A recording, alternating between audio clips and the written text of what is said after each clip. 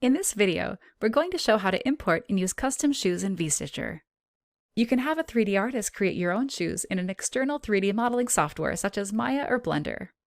You can also find some free and paid models available from online platforms that provide a variety of 3D assets.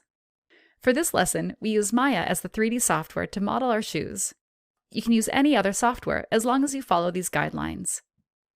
Model only one shoe and not the pair. Model the shoe in its real-world size. If the shoe has different parts and materials, separate them and use multiple textures. Note: textures should not be larger than 4K. One of the most crucial aspects is ensuring that the shoe has a good UV mapping. The UV map is what allows the assigned texture to display correctly. When assigning a shader to the objects in the 3D software, we can use the Fong shader in Maya. Assign textures such as diffuse and normal and adjust the specular values. It's recommended that the mesh should be kept as clean as possible.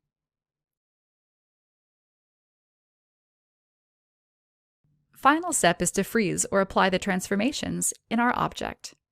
This resets all transformation values and keeps the object in place.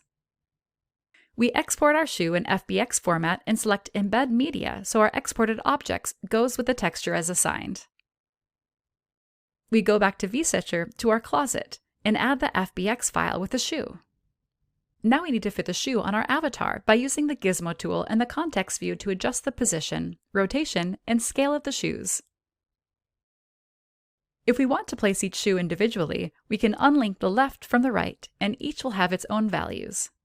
Note that we can always go back to our 3D modeling software to do some adjustments if needed, and then import the shoe again into VStitcher.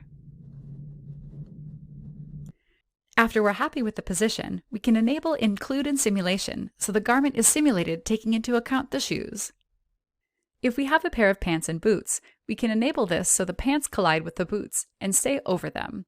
With this option disabled, the pants go through the boots and are tucked inside them since there is no collision.